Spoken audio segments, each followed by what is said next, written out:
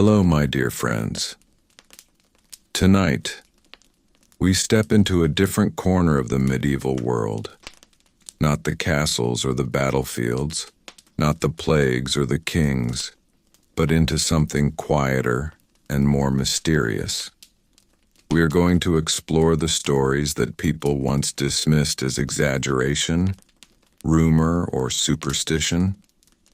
Stories that historians doubted for centuries, and that were, slowly and carefully, proven to be true. Imagine standing in a medieval village at dusk. The fire is low. Someone is telling a story. Perhaps about a lost army buried under a field. Perhaps about secret tunnels beneath a cathedral. Perhaps about a forgotten city swallowed by time. For generations, these stories passed from mouth to mouth. Later scholars rolled their eyes at them. They called them myths, folklore, medieval imagination. But history has a quiet habit of surprising us. Let us begin with one of the most famous examples, the Viking settlement in North America. For centuries, medieval Icelandic sagas described Norse explorers sailing west across the ocean and reaching a land they called Vinland. The stories spoke of forests, wild grapes, and temporary settlements built by Leif Erikson and others around the year 1000. Modern historians once treated these sagas as heroic legends. After all, Columbus was long believed to be the first European to reach the Americas in 1492. The idea that Vikings crossed the Atlantic nearly 500 years earlier seemed romantic but unlikely. And yet in 1960, something remarkable happened. Archaeologists in Newfoundland, Canada, uncovered the remains of a Norse settlement at a place now called L'Anse aux Meadows. The buildings were unmistakably Scandinavian in style. Iron nails, a spindle whorl, and other artifacts dated to around the year 1000. The sagas, once dismissed as exaggerated storytelling, suddenly stood on solid ground. The myth had been true. Now imagine how many other medieval tales were quietly waiting for confirmation. Consider the long-repeated stories of underground tunnel networks beneath medieval cities.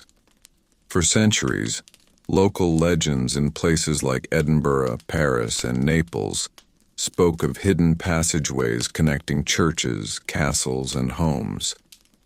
Scholars often assumed these stories were exaggerations or later inventions. But modern excavation has revealed complex networks of tunnels beneath many European cities. Some were built intentionally for defense or escape. Others developed gradually through storage vaults and crypt systems that expanded over time. The legends were not pure fantasy. They were distorted memories of real, buried architecture. And then there is the case of the lost city of Heraklion, also known as Thonis, once mentioned in ancient and medieval sources as a grand Egyptian port swallowed by the sea. For centuries, historians believed it to be symbolic or confused with other cities. But in the year 2000, underwater archaeologists discovered the ruins off the coast of Egypt. Massive statues, temple remains, and harbor structures lay beneath the water exactly where older texts suggested. A city once doubted had been real all along. Medieval chroniclers also described strange environmental events, darkened skies, years without summer, famine following mysterious atmospheric changes. For a long time, modern historians treated some of these accounts as exaggerated religious interpretations. Yet scientific study of tree rings and ice cores has confirmed that the year 536 experienced massive volcanic eruptions that filled the atmosphere with ash. The sky truly did dim. crops truly did fail. What medieval writers recorded in fearful tones was grounded in physical reality. Let us move gently to another myth once considered absurd. The idea that medieval people traveled much farther than we once believed. For many years, historians pictured medieval peasants as completely isolated, never leaving their villages. Yet isotopic analysis of skeletal remains now shows that many individuals moved across surprising distances during their lifetimes. Merchants, pilgrims, soldiers, craftsmen. Their bones reveal geographic shifts. The medieval world was more mobile than earlier scholars imagined. And what about the stories of secret libraries hidden within monasteries? Tales circulated for centuries about monks preserving forbidden or forgotten classical texts behind thick stone walls. While some of these stories were embellished, discoveries of lost manuscripts, including works by ancient Greek and Roman authors, confirm that monastic scriptoria truly safeguarded texts that might otherwise have vanished. Some manuscripts were even palimpsests, where older writing was scraped off and overwritten, only to be rediscovered through modern imaging technology centuries later. Even medieval medical texts, once dismissed as superstition, sometimes contain surprising insight. While many treatments were misguided, certain herbal remedies described in manuscripts have shown antibacterial properties when tested in laboratories. What once seemed like pure superstition occasionally reveals practical observation beneath it. Then there are battlefield myths. For generations, people told stories of entire armies vanishing in marshlands or being buried under collapsed terrain. Archaeology has, in several cases, uncovered mass graves and weapon caches in places long associated with such legends. Oral memory preserved fragments of truth even when written records faded. Slowly, patiently, modern science has begun validating pieces of what medieval voices preserved. The pattern becomes clear. Medieval people did not always invent wildly unrealistic fantasies. They often recorded events through the lens of their understanding, religious, symbolic, emotional, but at the core, something real frequently existed. Over time, as tools improved, carbon dating, ground-penetrating radar, underwater excavation, DNA analysis, we began uncovering evidence that reshaped assumptions. The medieval world was not as ignorant as later generations sometimes imagined. It observed, recorded, and remembered. The language may have been poetic. The interpretation may have been shaped by faith. But beneath the tone, facts often survived. As we continue this exploration, we will move deeper into specific cases, myths of hidden tombs, forgotten queens, battlefield tactics once thought impossible, technological achievements underestimated for centuries, and even legendary relics that turned out to have surprising authenticity. The line between myth and history in the medieval period is not a sharp one. It is a slow gradient. A whisper becomes a legend becomes a footnote becomes a rediscovered truth. And as we walk further into this quiet space between doubt and proof, we begin to understand something important. History does not simply replace myth. Sometimes it confirms it. As we continue moving deeper into the quiet space where medieval myth slowly transforms into confirmed history, it becomes clear that one of the greatest misunderstandings about the Middle Ages is the assumption that people of that time lived in a fog of fantasy. For many centuries, later scholars dismissed medieval chroniclers as unreliable, overly dramatic, or guided more by faith than fact. Yet modern archaeology, climate science, forensic analysis, and advanced imaging technology have repeatedly shown that beneath the symbolic language and religious framing of medieval accounts, there was often a core of careful observation. The stories were not always wrong. They were simply recorded in a different way than modern academic writing. One powerful example of this can be seen in the long-told legends of massive medieval battlefields that supposedly swallowed thousands of soldiers. For generations, some historians believed medieval casualty numbers were exaggerated beyond reality. Chroniclers described fields covered in bodies, rivers running red, and mass burials so large they reshaped the land. Modern scholars once reduced these numbers dramatically, assuming medieval writers inflated figures for dramatic effect. However, archaeological discoveries in places like Visby in Sweden and Towton in England have revealed large mass graves containing far more remains than earlier historians expected. At Towton, often called the largest battle fought on English soil during the Wars of the Roses, excavations uncovered skeletal remains showing brutal head wounds consistent with detailed medieval descriptions. The chroniclers may have used poetic language, but the scale of violence was not imaginary. The myth of exaggeration itself turned out to be overstated. Another long-dismissed idea involved the so-called lost medieval technologies. For years, people believed that certain engineering feats described in medieval texts were impossible with the tools available at the time.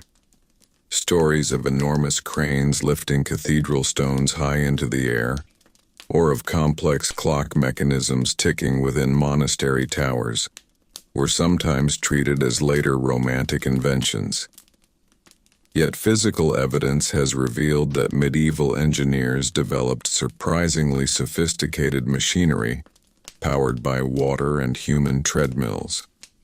Surviving medieval cranes, reconstructed from archaeological remains and manuscript illustrations, show that heavy stone blocks for Gothic cathedrals were indeed lifted using ingenious systems of gears and pulleys. Mechanical clocks from the 14th century still exist, proving that medieval craftsmen possessed far more technical understanding than once assumed. What earlier historians called exaggeration has been quietly corrected by surviving artifacts. Let us also consider the legends surrounding medieval relics and hidden tombs. Many tales circulated about the resting places of saints, kings, and warriors thought lost to time. For centuries, some of these accounts were dismissed as pious fiction meant to attract pilgrims and wealth. Yet in several cases, archaeology has confirmed surprising accuracy. The rediscovery of King Richard III beneath a parking lot in Leicester in 2012 is perhaps one of the most striking modern examples. For generations, the location of his burial was debated. Some doubted whether the traditional accounts were reliable. Yet when excavations began at the site of the former Greyfriars Monastery, a skeleton was uncovered bearing battle injuries and spinal curvature consistent with historical descriptions. DNA testing confirmed the identity.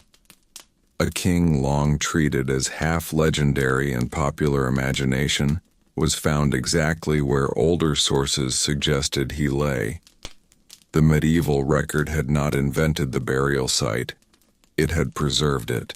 Even the long-mocked idea that medieval cities were more organized than previously believed has gained support through modern mapping. For a long time, scholars described medieval urban planning as chaotic and random.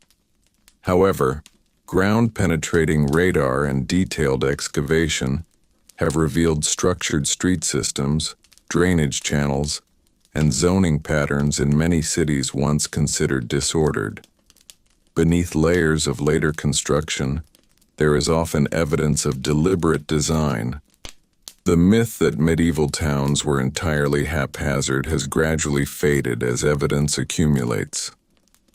Another myth that shifted into reality concerns the scale of medieval trade networks. It was once commonly assumed that trade beyond regional boundaries was limited and rare. Yet discoveries of Islamic coins in Scandinavian hoards, Chinese porcelain fragments in Middle Eastern ports, and Baltic amber in Mediterranean markets demonstrate a web of exchange far broader than earlier historians imagined.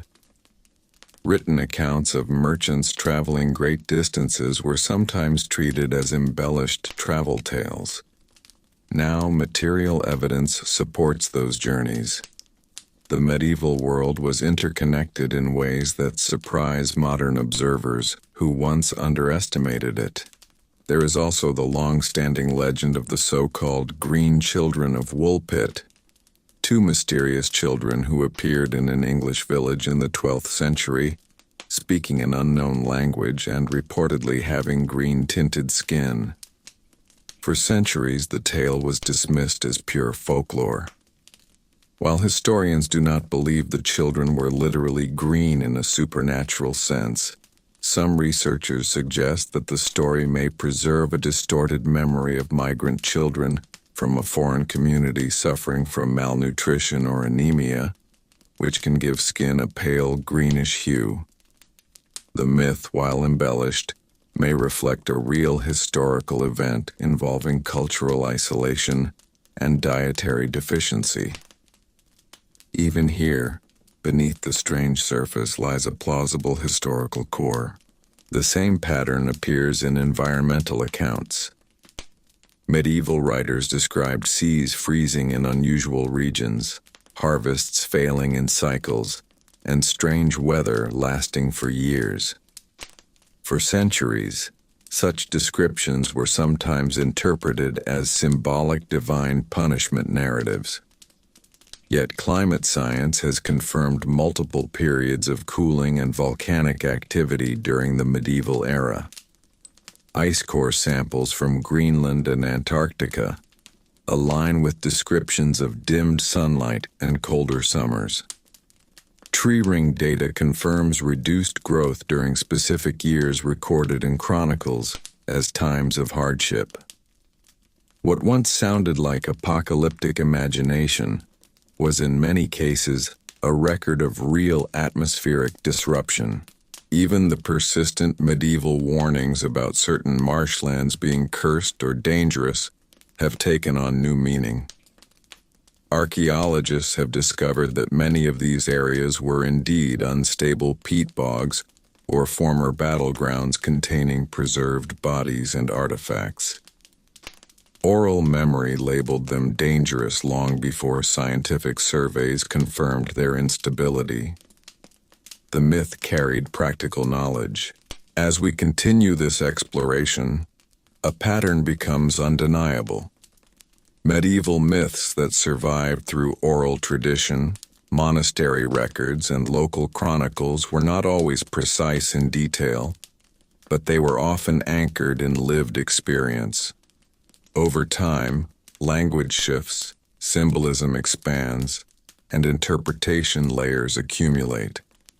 Yet at the center of many tales lies a moment of truth, waiting quietly beneath soil, beneath water, beneath centuries of doubt. The Middle Ages were not a time of universal ignorance. They were a time of limited tools but active observation. People recorded eclipses, comets, storms, famines, and migrations. They described buildings, rulers, and conflicts. They preserved memory even when they framed it through theology or legend. Modern science has not erased medieval voices. In many cases, it has validated them. And as we continue moving forward through this subject, we will uncover even more examples where the line between myth and history dissolves completely, revealing that the medieval world, far from being entirely lost in superstition, often remembered more accurately than later centuries were willing to admit. As we continue this slow journey through medieval stories once dismissed and later confirmed, we now step into one of the most fascinating areas where myth and reality blended so closely that historians argued about it for centuries. The idea that entire medieval settlements disappeared without a trace and were remembered only in rumor. For generations across Europe, villagers spoke of sunken villages swallowed by the sea or buried beneath shifting sand. Along the coasts of England, Wales, and the Netherlands, stories circulated about church bells that could still be heard ringing beneath the water on quiet nights. Scholars long treated these tales as poetic metaphors for coastal erosion or moral warnings about pride and divine punishment.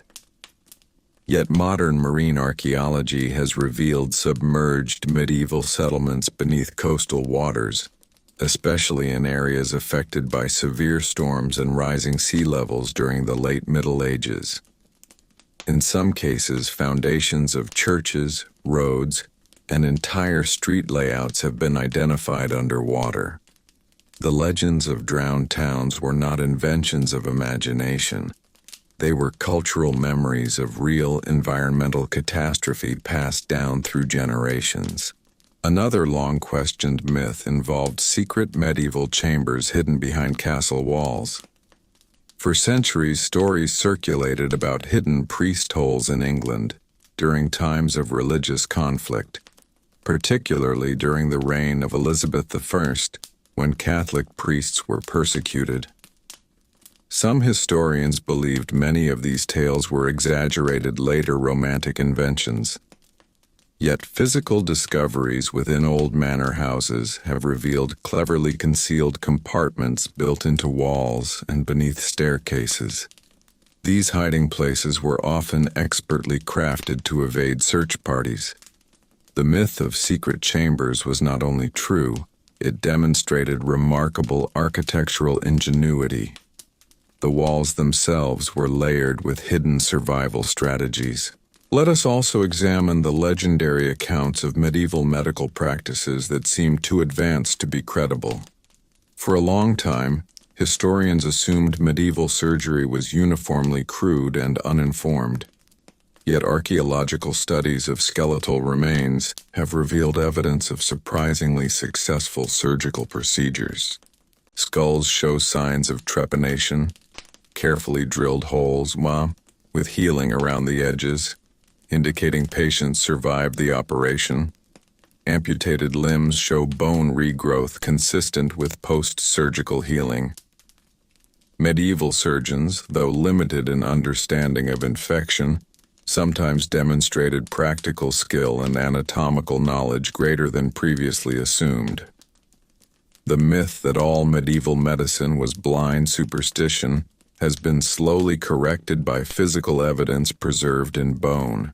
We must also consider the long-standing story that medieval travelers reached distant lands far beyond what official maps suggested. The tales of Marco Polo were once doubted in parts, especially his descriptions of certain Asian regions. Some believed he exaggerated or invented sections of his journey.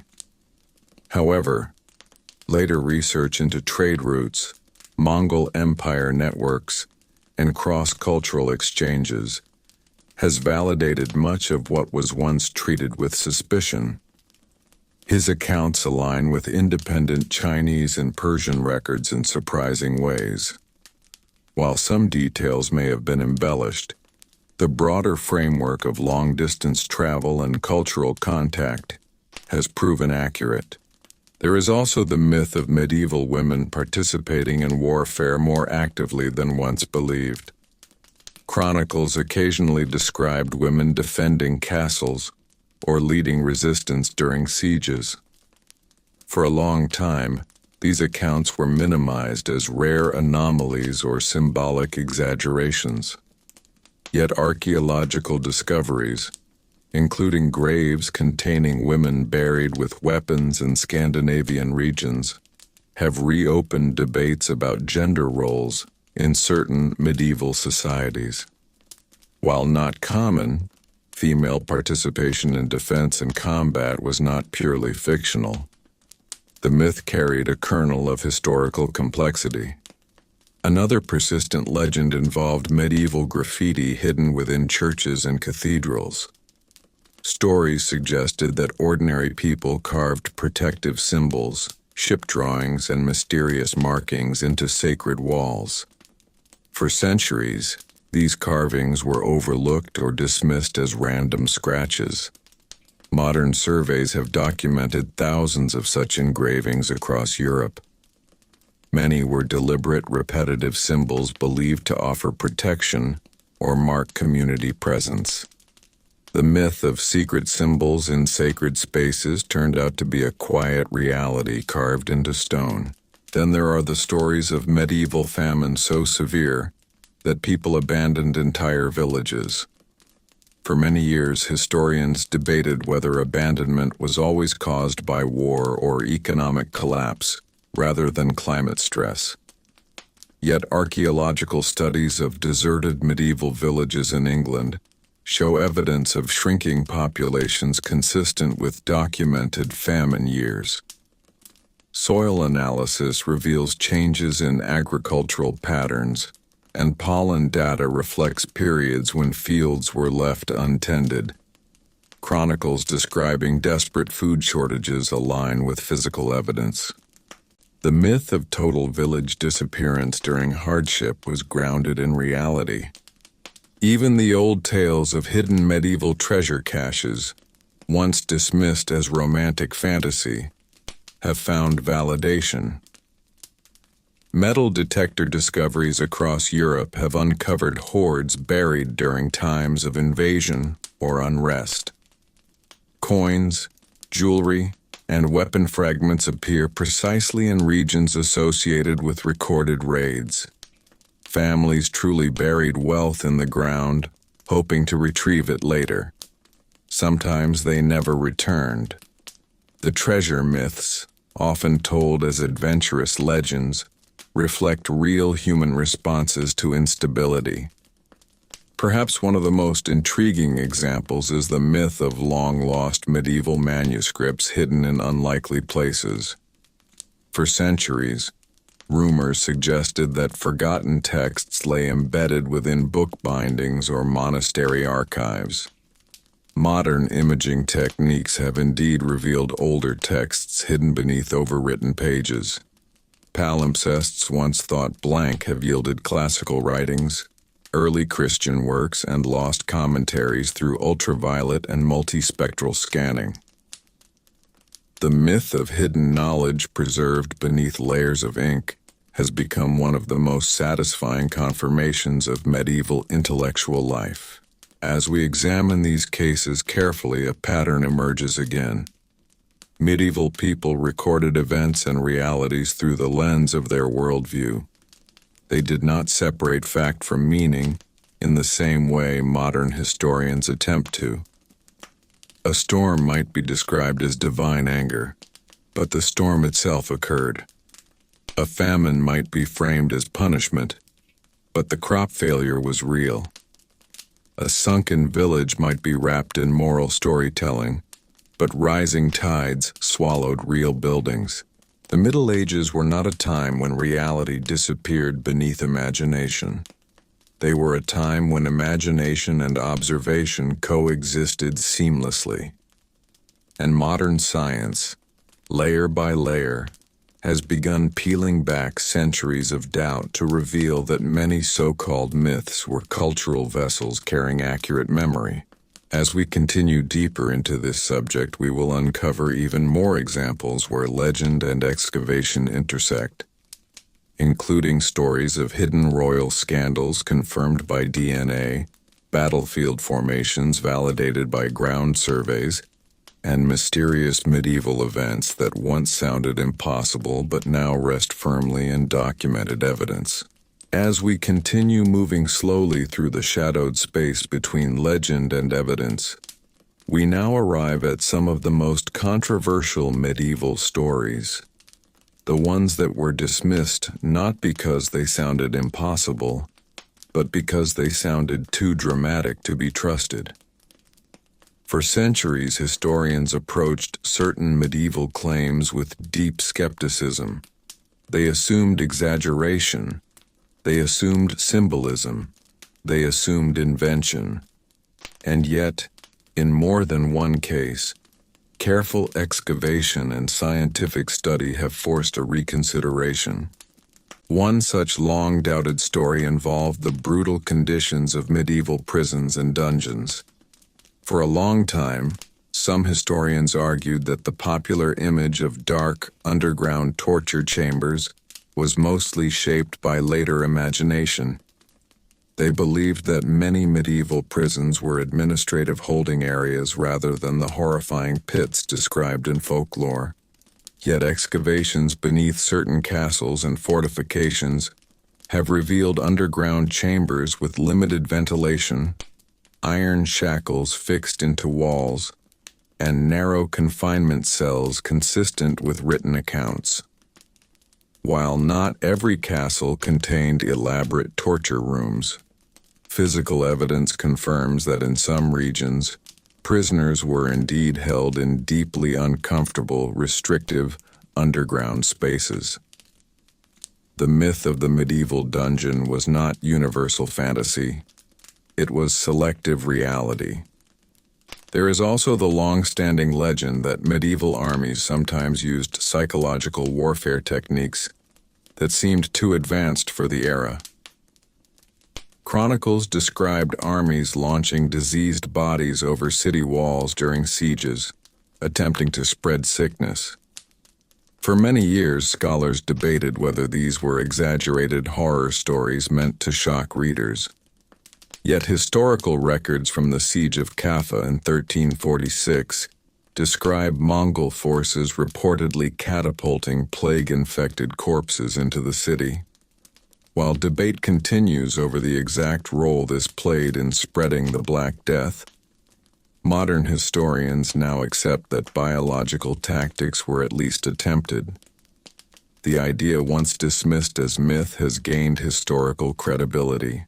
Another powerful example concerns the myth that certain medieval kings were far more physically present on battlefields than later romantic portrayals suggested.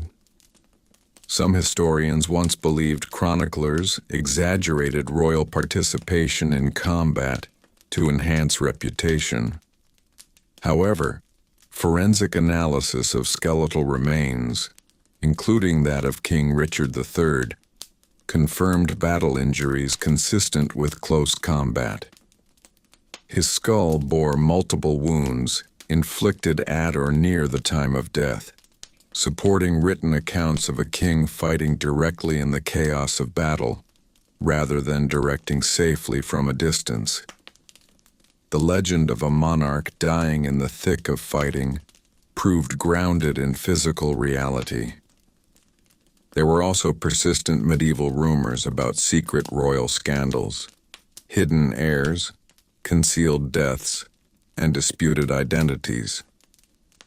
For centuries, such tales were treated as political gossip rather than credible history. Yet advances in DNA analysis have reopened cases once considered permanently unresolved. The identification of royal remains, lineage confirmation through genetic testing, and analysis of burial sites have validated some claims once dismissed as rumor.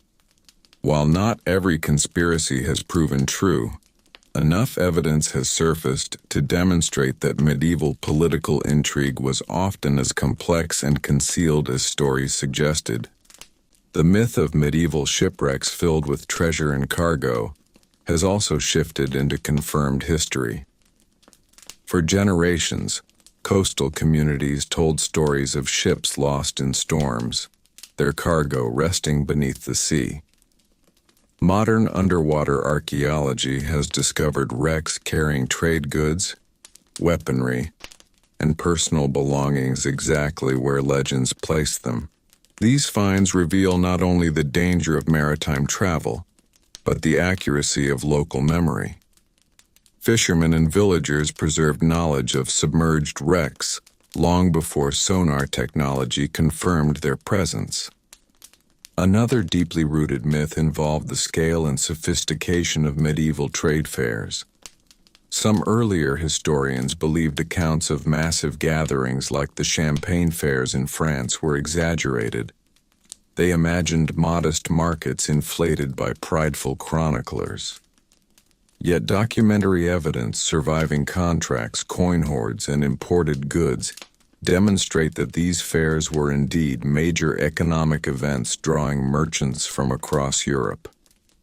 The medieval economy was far more interconnected than once assumed, and the myth of small-scale isolation has steadily unraveled. Let us also reflect on the long-told stories of medieval pilgrimage routes lined with hostels, shrines, and support networks stretching across continents. Some modern observers once assumed that only a small elite could travel such distances. However, archaeological evidence along routes like the Camino de Santiago confirms widespread infrastructure built specifically for pilgrims. Way stations, hospitals, bridges, and protective charters supported large numbers of travelers. The medieval belief in vast active pilgrimage culture was not romantic exaggeration. It was institutional reality.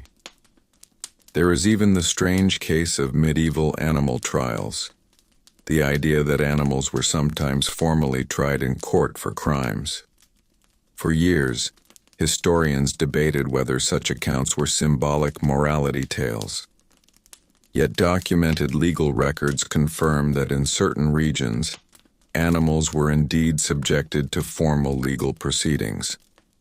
Pigs accused of harming children were tried.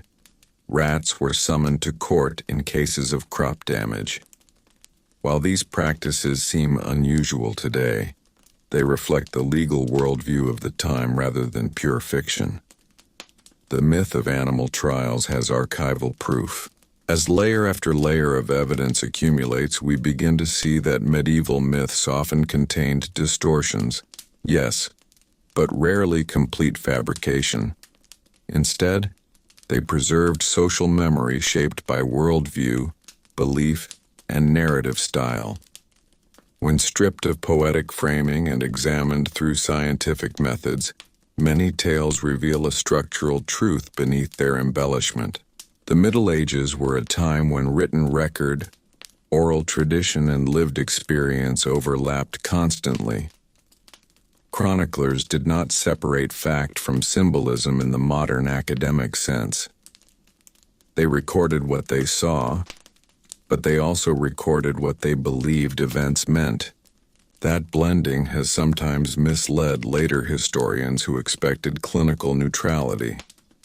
Yet when modern research methods intersect with medieval testimony, surprising confirmation emerges. What once sounded too dramatic, cities swallowed, kings fighting personally, secret tunnels, hidden heirs, battlefield horrors, often find support in stone foundations, bone fractures, preserved documents, and carbon-dated artifacts. The distance between myth and fact shrinks with each excavation, and as we continue further into this unfolding landscape, we will move into even more subtle territory. Myths about daily life, forgotten technologies, misunderstood social structures, and quiet medieval realities that were doubted not because they were spectacular, but because they were underestimated. As we continue this steady journey through the medieval world, we now turn toward myths that were not dramatic or violent, but quiet, the kind that were dismissed simply because they seemed too ordinary to matter. For a long time, historians assumed that much of daily medieval life was primitive, disorganized, and intellectually stagnant. Yet over the past century, archaeology and scientific analysis have repeatedly revealed a far more structured and capable society than earlier scholars imagined. One enduring myth was that medieval people were largely illiterate and disconnected from written culture.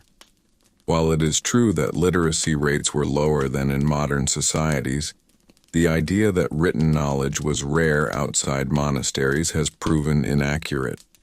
Excavations of urban centers have uncovered wax tablets used for note-taking, personal letters preserved in waterlogged soil, and commercial records showing everyday use of writing. In places like York in England and Novgorod in Russia, archaeologists discovered birch bark letters written by merchants, women, and even children. These informal notes reveal practical literacy embedded in daily life. The myth of a completely illiterate medieval population has been quietly replaced with a more nuanced understanding. Literacy was uneven, but it was far from non-existent. Another long-dismissed idea involved medieval hygiene. For generations, popular culture painted the Middle Ages as a time when people rarely bathed and lived in constant filth. While sanitation was certainly limited compared to modern standards, archaeological findings have uncovered bathhouse remains in multiple European cities, as well as combs, soap fragments, and personal grooming tools preserved in household debris. Records show that public bathhouses were common in certain periods, especially in larger towns. The stereotype of universal neglect oversimplified a much more complex reality. Medieval hygiene practices existed within the limits of infrastructure and climate, but they were not absent. There was also the persistent myth that medieval architecture lacked mathematical precision.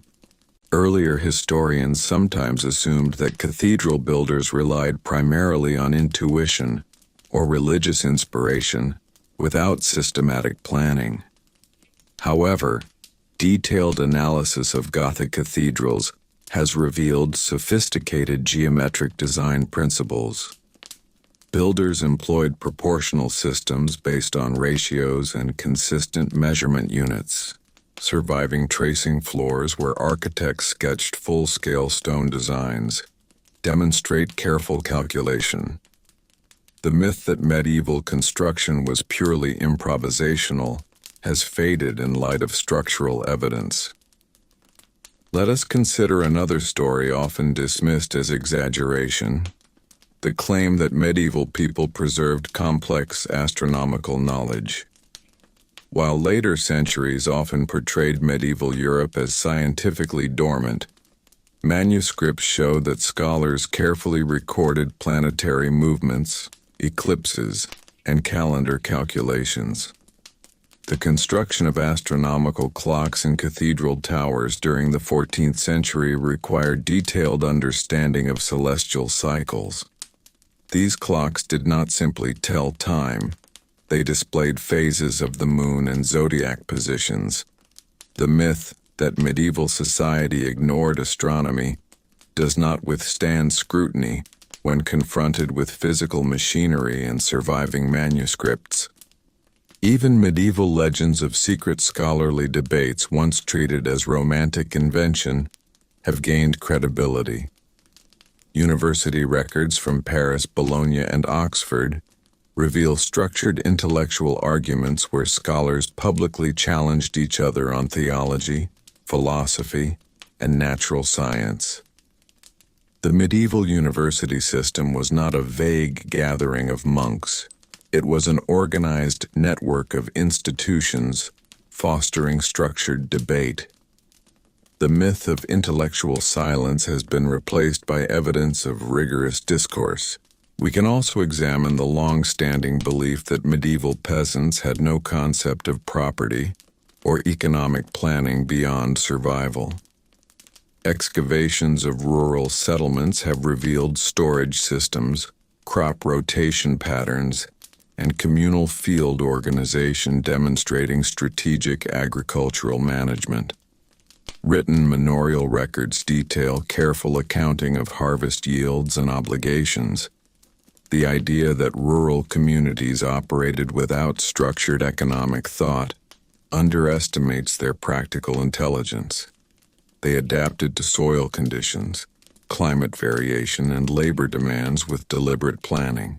There were also myths surrounding medieval women's roles in trade. For a long time, historians emphasized male-dominated guild structures and overlooked female economic participation. Yet tax records and guild documents reveal women working as brewers, textile producers, shopkeepers, and property holders. In some cities, widows inherited business operations and maintained them successfully. The myth of total economic exclusion has softened as documentary evidence surfaces. Another underestimated area was medieval maritime navigation. Earlier scholars assumed that long-distance sea travel relied largely on guesswork and luck. However, surviving navigational tools, portolan charts, and shipwreck remains demonstrate systematic methods for coastal mapping and open water orientation. The ability of medieval sailors to travel reliably across the Mediterranean and North Atlantic was not purely instinctual. It involved accumulated geographic knowledge transmitted across generations. Even the long-told tales of medieval mechanical curiosity, stories of water-powered hammers, automated fountains, and complex clockwork, were once treated as exaggerated curiosities. Yet archaeological remnants and surviving technical manuscripts show that engineers experimented extensively with water wheels, gearing systems, and mechanical motion. In monasteries and cities alike, water power was harnessed for milling grain, fulling cloth, and operating sawmills. The myth of technological stagnation fades under the weight of preserved machinery. One particularly fascinating case involves the myth that medieval builders understood acoustics in cathedral design. For centuries, some believed the remarkable sound quality of Gothic cathedrals was accidental. Yet architectural studies reveal intentional shaping of interior space to amplify chant and spoken word. Vaulted ceilings and stone surfaces created natural reverberation suited for liturgical music. The harmony between structure and sound was not mere coincidence. As we gather these examples together, a pattern becomes unmistakable. Many myths that have been proven true were not about dramatic events at all. They were about underestimated competence. Medieval people were often portrayed as less organized, less informed, and less innovative than they truly were. Archaeology and science have steadily corrected that narrative. The medieval world was not uniform in its knowledge or capability. There were limitations, certainly. There were misconceptions and superstitions. But alongside those limitations existed remarkable skill, planning, and adaptation. Myths survived not because they were fantasy, but because they carried fragments of real observation filtered through time. As we continue forward, we will turn toward perhaps the most surprising category of all: myths involving natural phenomena and unexplained medieval events that modern science has only recently been able to confirm through environmental and geological research. The boundary between imagination and evidence continues to narrow, revealing a medieval world far more complex than earlier generations allowed. As we continue deeper into this quiet unraveling of myth and memory, we now move toward some of the most mysterious medieval stories, the ones that involved strange natural events, unexplained lights in the sky, rivers changing course, forests vanishing, and landscapes transforming in ways that once sounded like superstition, but now rest firmly within scientific explanation. For centuries, medieval chronicles recorded unusual atmospheric events: darkened suns, blood-red moons, summers that felt like winter, and years when harvests simply failed without clear reason. Later historians often dismissed such descriptions as religious exaggeration. Chroniclers frequently framed disasters as divine punishment, and so modern readers assumed the environmental details were symbolic rather than literal. Yet advances in climate science have allowed researchers to compare medieval written accounts with physical data drawn from ice cores, volcanic ash layers, and tree ring growth patterns. What emerged from that comparison was startling alignment. Take, for example, the persistent medieval accounts describing a mysterious dimming of the sun around the mid-6th century, which lingered in written memory for generations afterward. Chroniclers wrote of a sun without brightness and years of cold summers that led to famine. For a long time, scholars debated whether this was poetic language or apocalyptic metaphor. But ice core samples from Greenland and Antarctica revealed volcanic ash deposits corresponding to massive eruptions around that time. Tree ring data showed stunted growth consistent with sudden cooling. The medieval record, once doubted, had preserved environmental memory of real atmospheric disruption. Similarly, tales of rivers abruptly shifting course or swallowing villages were often treated as dramatic storytelling. Yet geological studies confirm that medieval Europe experienced significant flooding events and gradual river migration. In some regions, entire settlements were abandoned due to water movement. Archaeological remains discovered beneath sediment layers align with these older stories. What sounded like folklore about angry rivers turns out to reflect natural hydrological change. There are also medieval accounts of unusual lights in the sky, fiery streaks, glowing crosses, and strange atmospheric phenomena. While some were undoubtedly interpreted through religious symbolism, modern understanding of comets, meteor showers, and auroras has reframed these descriptions. Medieval observers recorded real astronomical events in the only language available to them.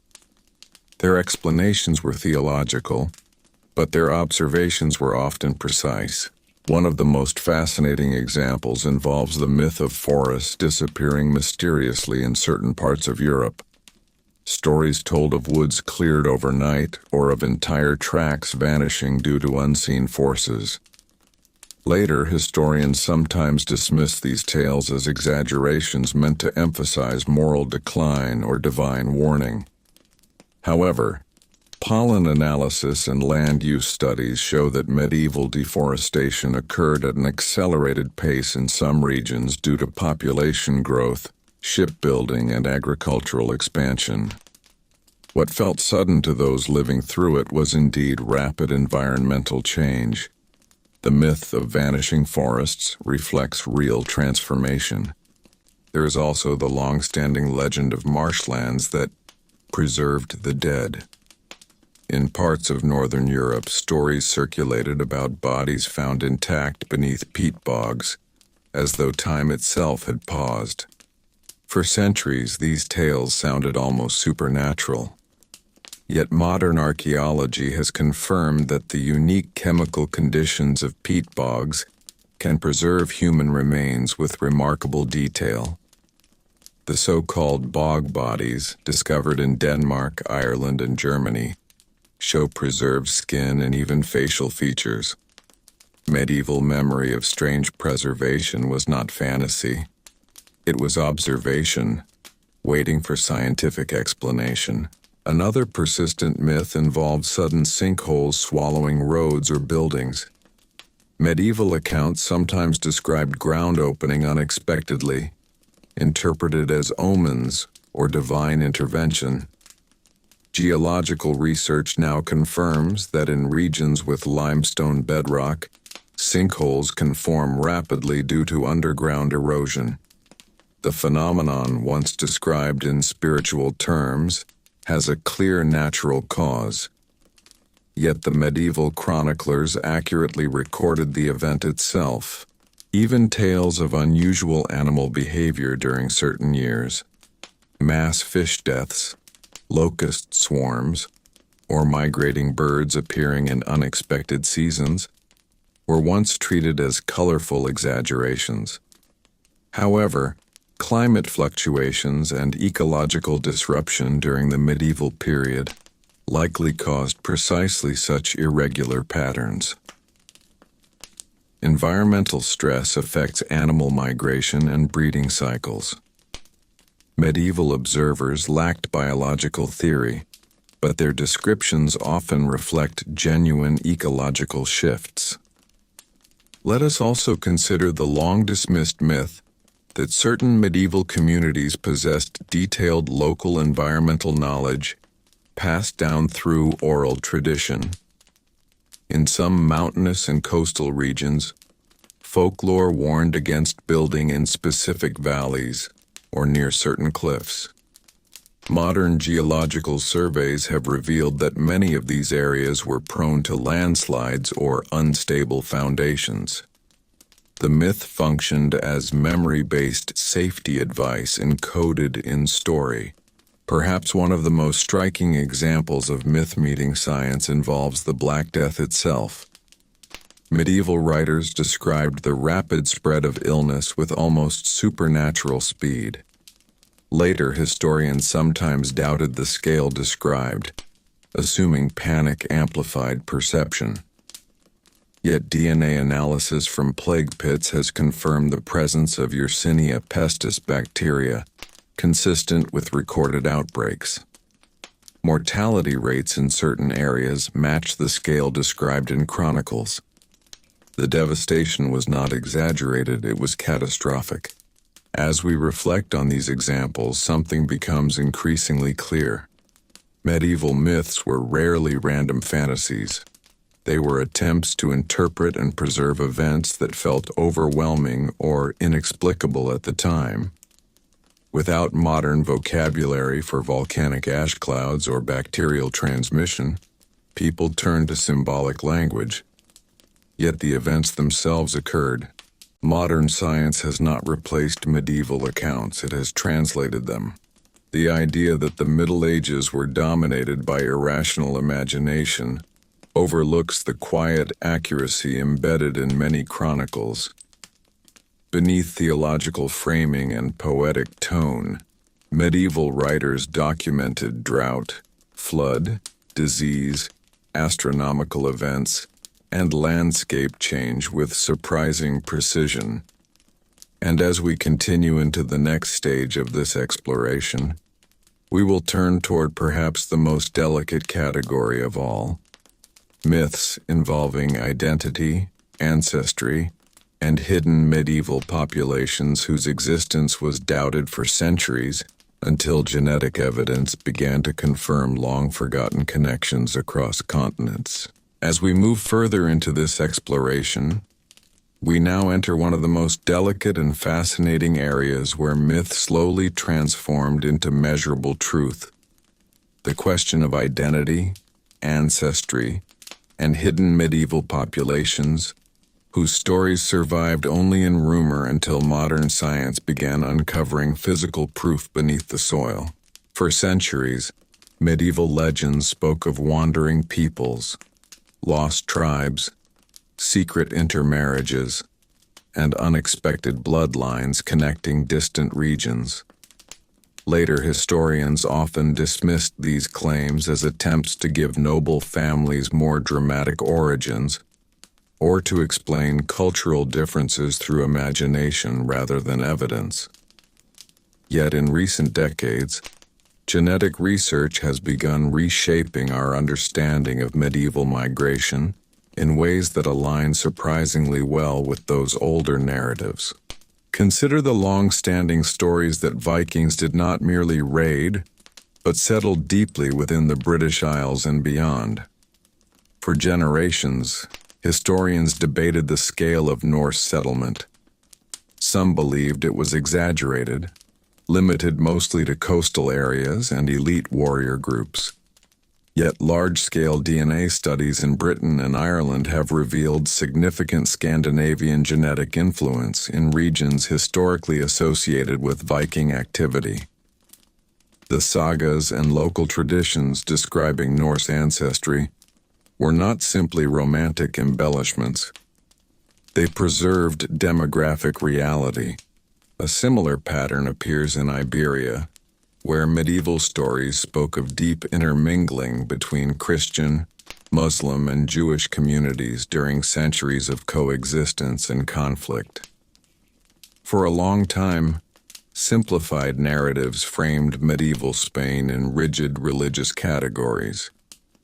However, genetic analysis has revealed complex layers of ancestry that reflect precisely the kind of cultural blending described in both Christian and Islamic chronicles.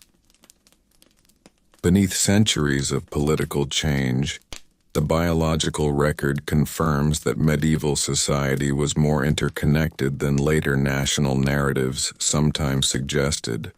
There were also persistent medieval legends about hidden communities, groups said to live quietly in remote valleys or forested regions, maintaining distinct customs and lineage.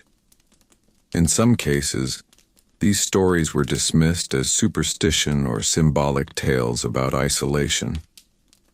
Yet archaeological surveys in mountainous regions of Europe have uncovered small, long-term settlements in areas once thought too remote for sustained habitation. Artifacts show continuous occupation. Oral traditions about secluded communities were not entirely fabricated. They were memory of real geographic isolation. One particularly compelling example involves the myth of African presence in medieval Europe. For many years, the idea that individuals of African descent lived in Northern Europe during the Middle Ages was treated as rare or exceptional. However, skeletal analysis and burial records from cities like London have revealed remains of individuals whose ancestry likely traced back to North Africa. Trade networks and military service routes made such movement possible. The medieval world was not racially uniform, and older records that mentioned foreign merchants or travelers were not simply decorative storytelling. Another long-debated myth concerned the idea that medieval Europe had contact, however indirect, with regions farther east than previously assumed. Trade routes connecting Europe to Central Asia and beyond were sometimes minimized in earlier scholarship. Yet artifacts such as silk fragments, spices, and coinage demonstrate wide-ranging exchange networks. Written accounts that once sounded exaggerated now appear consistent with material findings. Even myths surrounding medieval royal lineage have shifted under modern investigation. Stories of disputed heirs, secret marriages, and concealed legitimacy were once treated primarily as political propaganda. Yet DNA analysis has uncovered cases where lineage did not align perfectly with official records, confirming that succession disputes were sometimes grounded in hidden biological realities. Medieval chroniclers, though biased, often recorded suspicions that later generations ignored too quickly. We can also look at the myth that medieval cities were more ethnically diverse than later historians assumed. Excavations of burial grounds and analysis of isotopes in teeth, which reveal where a person grew up based on local water composition, have shown that individuals buried in certain cities originated from distant regions. Ports like Venice and London contained residents who had traveled far beyond their birthplace. Medieval urban centers were crossroads more often than isolated enclaves. Even the myth of wandering craftsmen traveling between kingdoms, sharing architectural knowledge and artistic styles, has gained support. Similar construction techniques appear across regions separated by considerable distance, suggesting transmission of expertise. The idea that knowledge moved with people aligns with both written guild records and architectural analysis. One of the most profound transformations in recent years has involved the myth of medieval plagues reshaping genetic landscapes. Chroniclers described entire villages vanishing and populations thinning dramatically.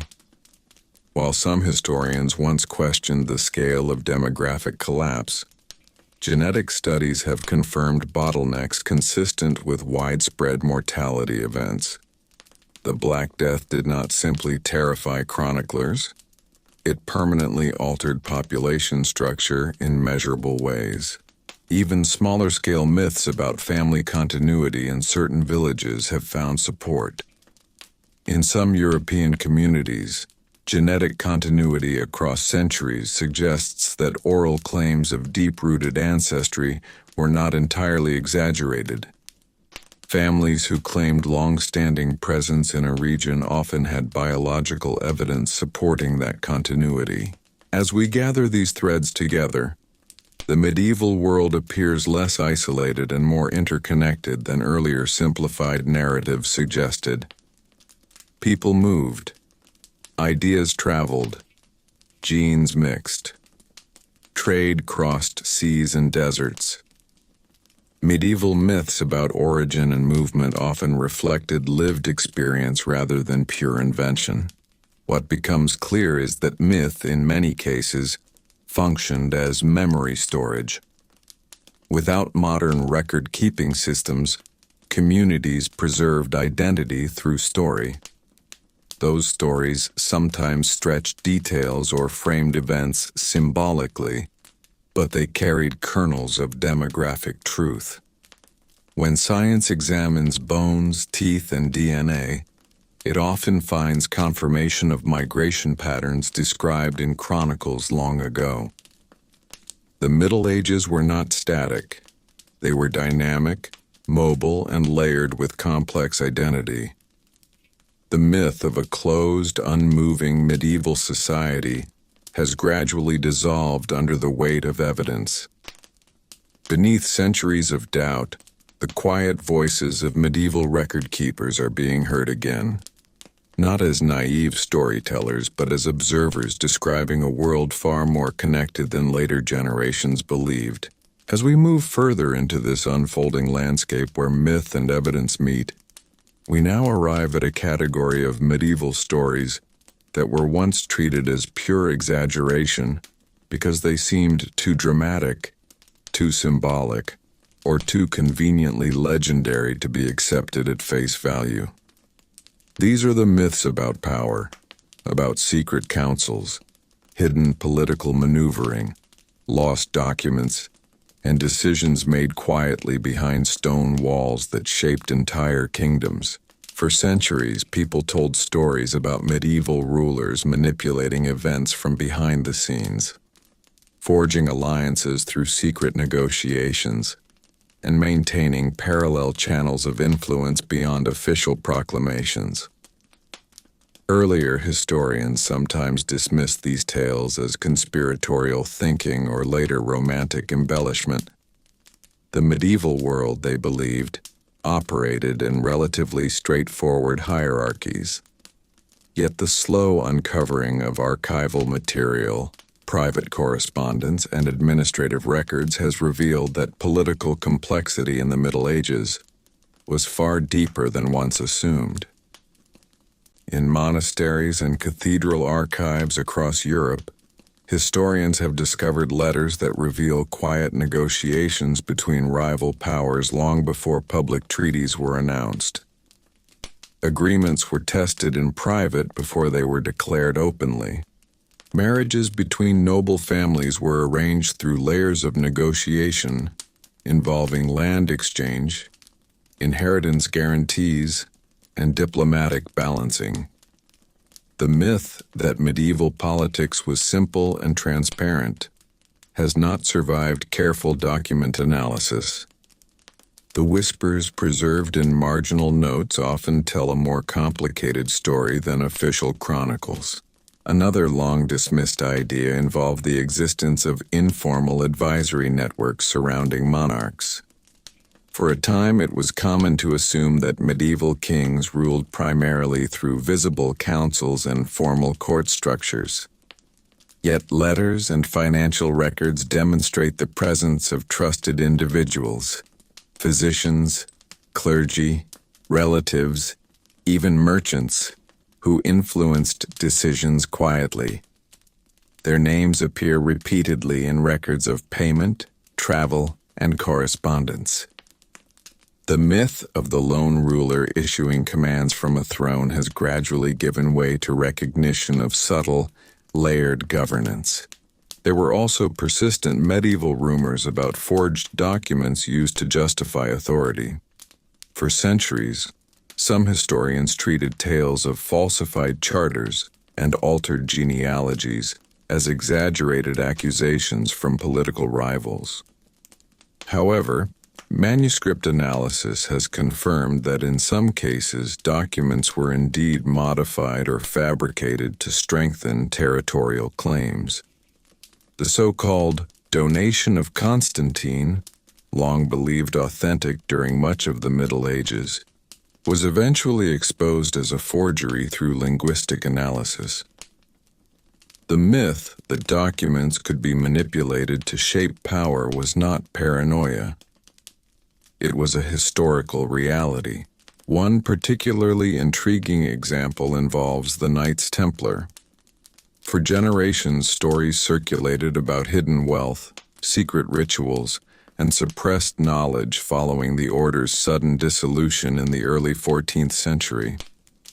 While later legends embellished these tales dramatically, modern research confirms that the Templars managed extensive financial networks across Europe and the Mediterranean.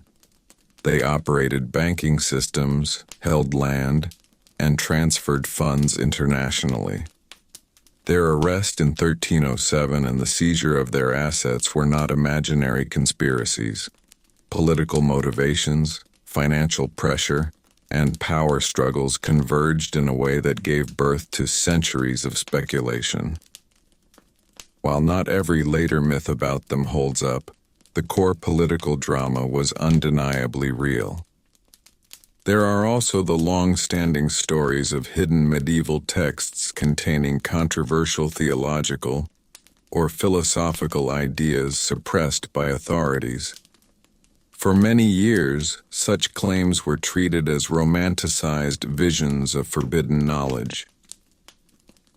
Yet discoveries of heterodox manuscripts preserved quietly in monastic libraries show that alternative interpretations did circulate. Some were debated openly, others carefully copied and stored. The myth that intellectual diversity existed beneath official orthodoxy has been partially confirmed through manuscript recovery. Even the idea that medieval intelligence networks existed has gained credibility. Royal correspondence reveals systems of messengers and coded communication. Diplomatic letters were sometimes written in cipher or disguised language. While not espionage in the modern sense, information gathering and strategic secrecy were real aspects of medieval governance. The myth of intrigue was grounded in practical political necessity. We can also consider the medieval belief that certain relics or sacred objects were deliberately moved or hidden during times of war. For centuries, stories told of treasures concealed to protect them from invading forces. Archaeological finds of buried church valuables, hidden beneath floors or sealed in walls, confirm that communities did indeed hide sacred objects during conflict. The myth of hidden relics was often an accurate description of survival strategy. Another underestimated myth concerned the existence of detailed administrative record-keeping. Earlier narratives sometimes portrayed medieval governments as loosely organized. Yet the survival of tax rolls, census-like surveys such as England's Domesday Book, and structured legal records demonstrates bureaucratic complexity. These documents required coordinated systems and trained scribes. The myth of disorganization has steadily weakened in light of such evidence. As we reflect on these examples, it becomes clear that medieval myths about hidden power, secret negotiation, and political complexity were not merely dramatic storytelling. They were shaped by lived experience in a world where authority depended on both public image and private maneuvering. The absence of modern media did not mean absence of strategy. Information traveled through letters, envoys, and trusted intermediaries. The medieval world was layered. Beneath ceremonies and proclamations lay careful calculation. Beneath official records lay personal motives. Beneath myth lay structure. Modern historical methods, from paleography to forensic ink analysis, have allowed scholars to detect alterations, confirm authorship, and reconstruct networks once invisible. What was once labeled myth now often appears as incomplete understanding waiting for fuller evidence.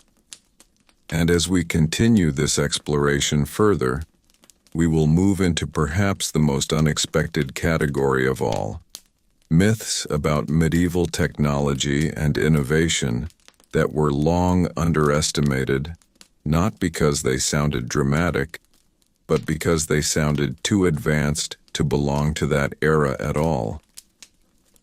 As we continue deeper into this unfolding landscape, we now arrive at one of the most underestimated categories of medieval myth: the belief that the Middle Ages were technologically stagnant, intellectually frozen between the achievements of Rome and the rise of the Renaissance. For centuries, the term Dark Ages shaped popular imagination, suggesting a long pause in innovation.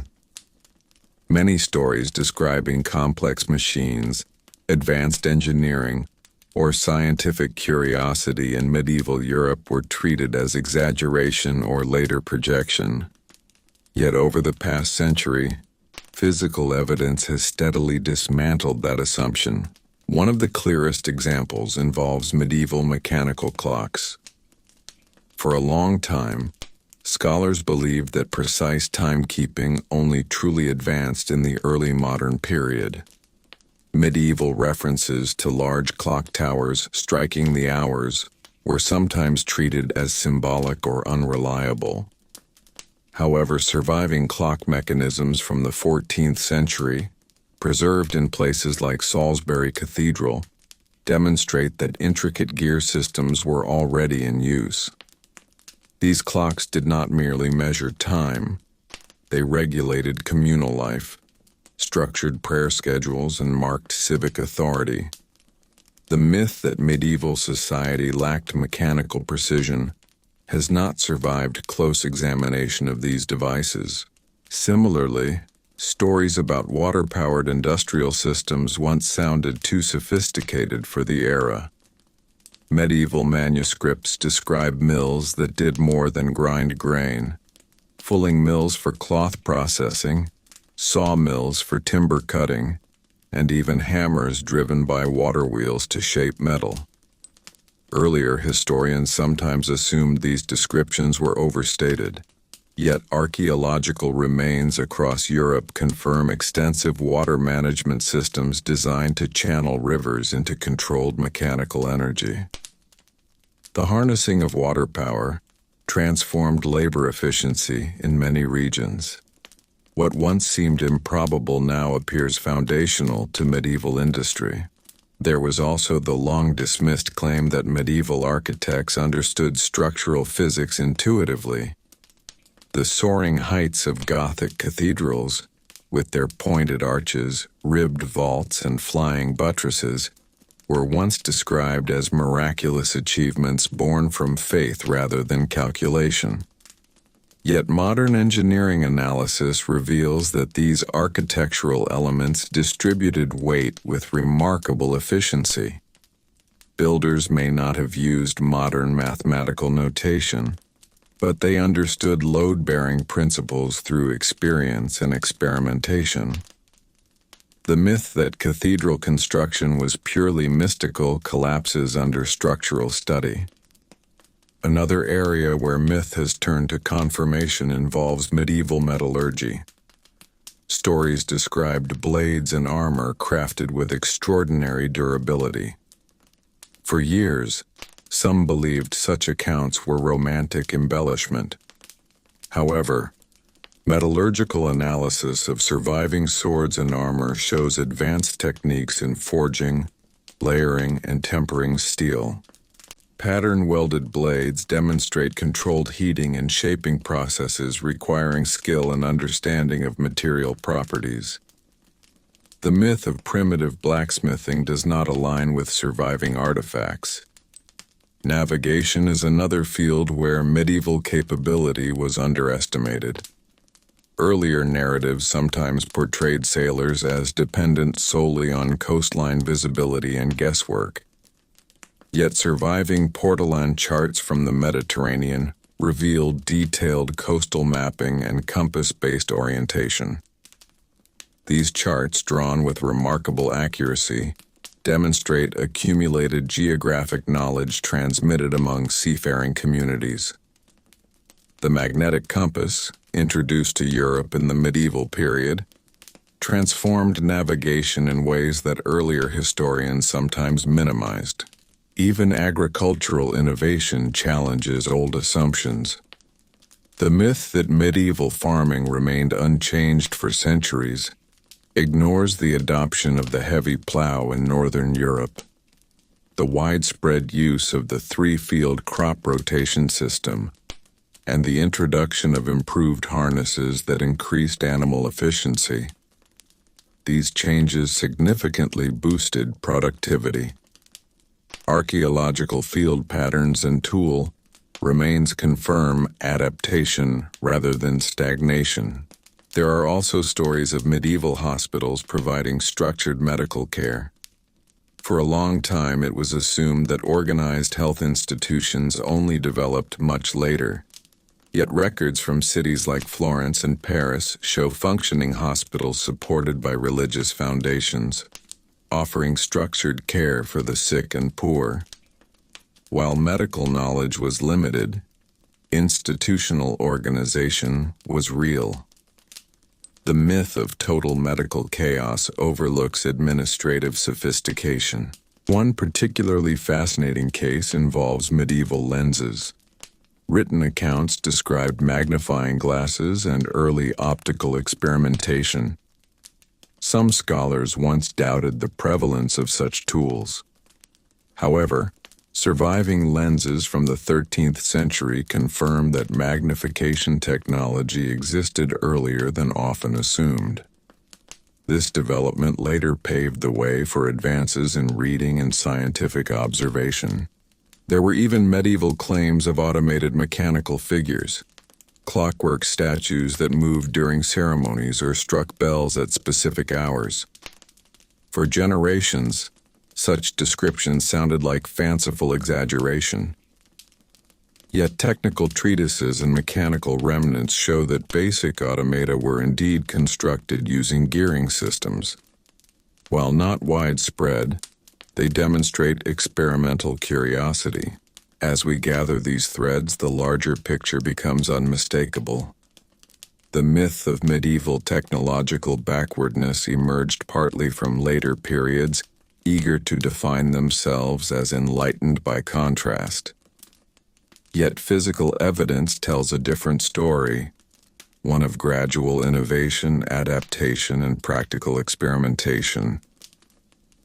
The Middle Ages were not a technological void. They were a bridge between classical inheritance and early modern transformation.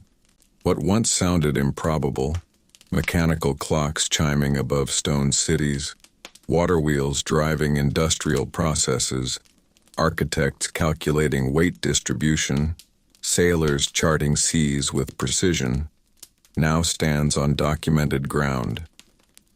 The medieval world was inventive within its constraints, And as we move toward the final stretch of this exploration, we will turn to perhaps the most culturally powerful category of all, myths surrounding belief, fear, and the supernatural, where careful historical study has revealed that even the strangest medieval stories often grew from tangible events interpreted through spiritual frameworks.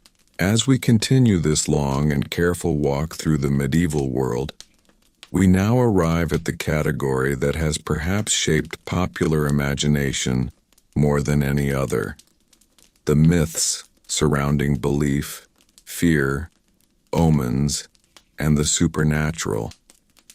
For centuries, stories of strange creatures, unexplained illnesses, miracles, and curses filled medieval chronicles.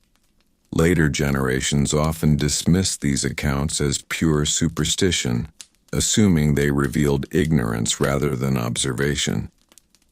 Yet when we look closely, many of these so-called supernatural myths turn out to be human attempts to interpret real phenomena without the vocabulary of modern science. Let us begin with the long-repeated medieval stories of walking corpses or revenants, tales of the dead returning to trouble the living. Chronicles from England and parts of Eastern Europe describe bodies exhumed because villagers believed the deceased were causing sickness or misfortune. For many years, historians treated these accounts as fantasy born from fear. However, archaeological excavations have uncovered graves in which bodies were deliberately decapitated, weighed down with stones, or reburied face down. These were not inventions of imagination. They were responses to genuine fear.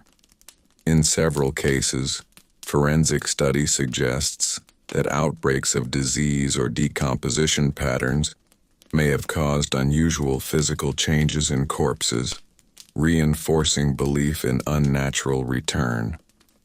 The myth of revenants reveals how medieval communities tried to explain epidemic illness before germ theory existed. There are also medieval stories of miraculous healing springs whose waters cured disease. Later scholars often dismissed such claims as pious exaggeration. Yet chemical analysis of certain spring sites has shown high mineral content with mild antibacterial properties. While not magical cures, some of these waters may indeed have offered limited health benefits. The myth of sacred springs reflects both spiritual belief and practical observation. Another persistent myth involves strange lights appearing over battlefields or cities before disaster. Medieval chroniclers sometimes described glowing shapes or fiery signs in the sky, interpreted as divine warnings. Modern science offers explanations in atmospheric optics, phenomena such as parhelia, comet appearances, or auroras intensified by solar activity. When medieval writers described crosses of light in the sky, they were often witnessing real atmospheric events refracted through religious symbolism. The myth preserves observation even if interpretation differed. Let us consider also the medieval fear of poisoned wells during times of plague. Chronicles record accusations that certain groups deliberately contaminated water sources. While these accusations often led to tragic persecution, the underlying concern about contaminated water was not entirely misguided. Poor sanitation and shared wells could indeed spread disease. Medieval people lacked knowledge of bacteria, but they sensed connection between water sources and illness. The myth of deliberate poisoning grew from real patterns of infection. Though tragically misdirected, there were also long-standing legends about hidden chambers beneath churches containing relics or sealed remains of saints. While some stories were exaggerated, excavations have confirmed that many medieval churches did include crypts and concealed burial spaces. These were not mystical inventions. They were architectural features serving liturgical and memorial purposes. Over time, rumor expanded around them. Even the medieval fear of wolves and werewolves has been reconsidered through historical ecology. In regions where wolf populations were high and rural settlements expanded into forested areas, livestock attacks were frequent. Isolated individuals sometimes committed violent acts attributed to supernatural transformation. While the myth of literal shape-shifting does not hold, the underlying reality of predator pressure and social panic explains how such stories took root. There are also medieval accounts of mass dancing manias, groups of people reportedly dancing uncontrollably in towns like Strasbourg in the 14th and 16th centuries. For years, these events were treated as exaggerated folklore. Yet multiple written records describe episodes of collective movement lasting days. Modern historians suggest possibilities such as psychological stress, ergot poisoning from contaminated grain, or social contagion amplified by anxiety during difficult times. The myth of uncontrollable dancing reflects real historical events shaped by limited medical understanding. Another often dismissed story concerns the supposed medieval fear of comets as omens of disaster. While belief in omens was genuine, the comets themselves were not imagined. Astronomical records confirm visible comet appearances corresponding to documented years. Halley's Comet, for instance, was observed multiple times during the medieval period. Chroniclers may have interpreted it as a sign of coming turmoil, but the celestial event itself was real and measurable. Even the legend of hidden medieval cults or alternative belief groups, long dismissed as paranoid rumor, has partial historical basis. Records of heretical movements such as the Cathars or the Lollards show that alternative theological communities did exist and sometimes operated quietly within broader society. The myth of secret gatherings reflects tension between orthodoxy and dissent, rather than pure invention. As we examine these examples carefully, what becomes evident is that medieval myth functioned as interpretation layered over observation. Events occurred, disease spread, lights appeared in the sky, water caused illness, predators attacked livestock, social stress triggered unusual behavior. Without scientific frameworks, explanation leaned toward spiritual language. Yet beneath the symbolism, there was lived experience. The Middle Ages were not a time when reality was replaced by fantasy. They were a time when reality was filtered through belief. Modern investigation does not mock medieval people for misunderstanding. Instead, it reveals how carefully they observed their world, even when their explanations differed from ours.